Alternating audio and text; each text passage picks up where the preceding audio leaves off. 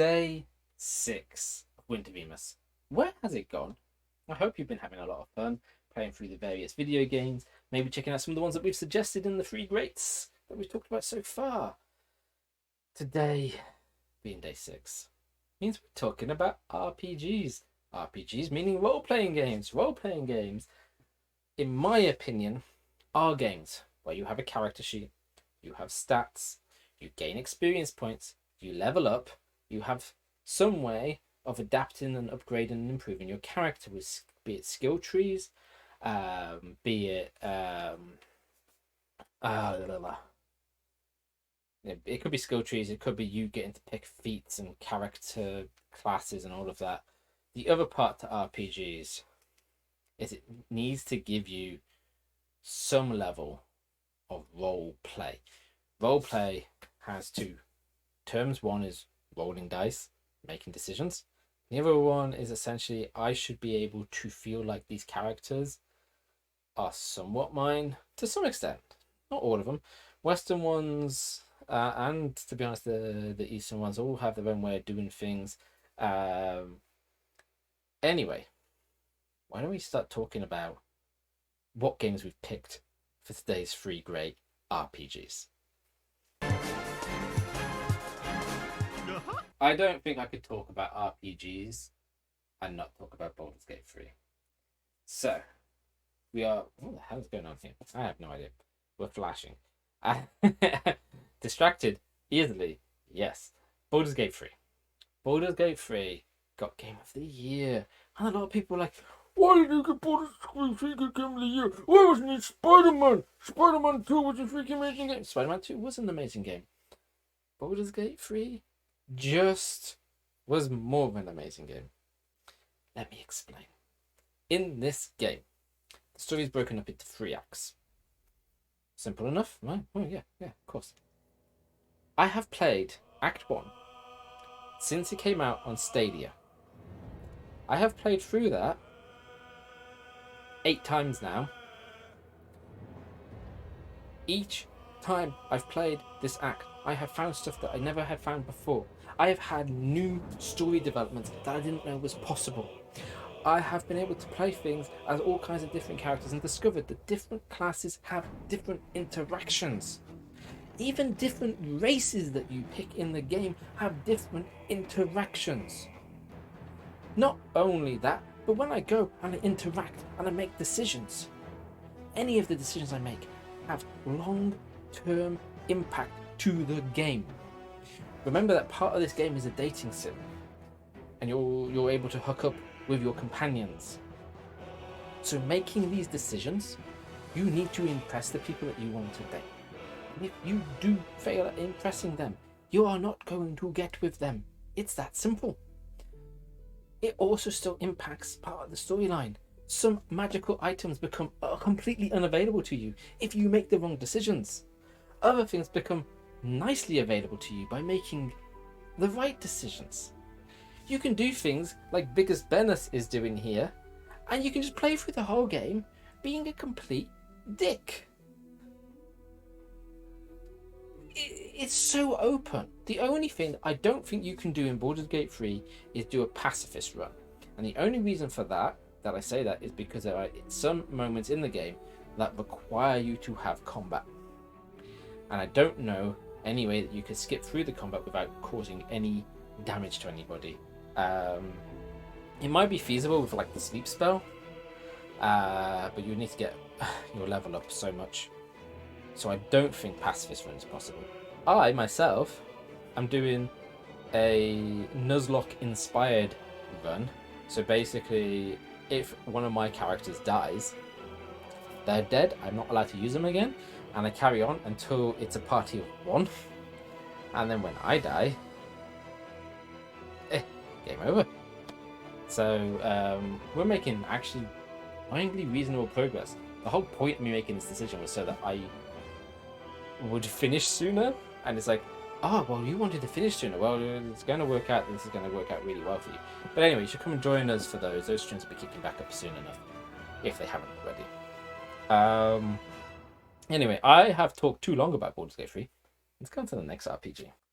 The next RPG is it's Final Fantasy VIII.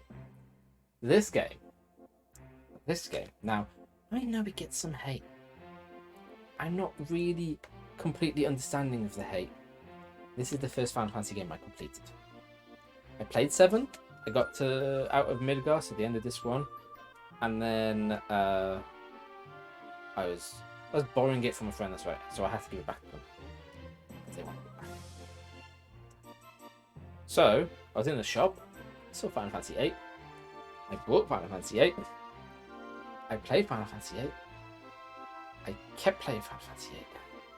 I got very into the story, very into all of these parts, and all I have to say is there's one route in this which is beautifully ridiculous when you get to the final boss. The final boss is hard. She's really freaking hard. But if you have the lucky limit break, you can, if you're really lucky, pull off a spell called the End. And what the End does is automatically beat that fight. Now, the boss fight has multiple modes, so if you use the End, it just terminates that part and triggers you on to the next part. I somehow was able to not just get the End once, but I got the End for all the parts of the boss fight. And so I cheesed my way through. I didn't have to really try. I've never been able to replicate it. I don't think I ever will replicate it. But that was one hell of a way to finish a final boss. And it's much better than Final Fantasy X's final boss, where all you have to do is walk away for an hour, have a cup of tea, come back when he's reduced himself down to 1 hit point, and give him a little slap to finish it off. This, I actually had some challenge, and had I grinded myself up, it probably would have been easier, but I kind of got bored of the grind, because I get bored of the grind. That's kind of why I don't play these RPGs as much anymore, because they are grindy. But yeah, 8 is one of my favourites of the Final Fantasy series on the PlayStation. So, our next game is a classic, and this behind me will hint at exactly what we're picking. Well, not exactly, we'll pick the genre, but the next great RPG that you should all play is Pokemon Crystal, which my lighting is terrible. Let's have it over here. I'm gonna have to fix that. Anyway, Pokemon Crystal. This RPG is just freaking fabulous. This is my original copy. So ancient, really ancient, of course. Even if it wasn't my original copy, it would still be ancient, right? Because that's just the whole point of a game from all the way back then on the Game Boy Color. But yeah, Pokemon Crystal. If you have been watching our channel, you know that we are a big Pokemon fan. Surprise! So of course we have to pick a Pokemon game. You know, I could have picked red, I could have picked blue, I could have picked gold, silver, yellow, you know, any of the advanced games, black and white and all the rest of them, but I'm choosing Crystal because Crystal holds a special place in my heart. Because Crystal, after I played Pokemon Blue, it was Blue version that I got on my Game Boy Color, which is somewhere over there. The next game that we would buy ourselves is Crystal. We didn't have a lot of money, so I had to save pocket money, and Gold and Silver came out. I was saving and saving, I didn't have enough. And then, by the time I had saved, Crystal came out, so I got myself Crystal.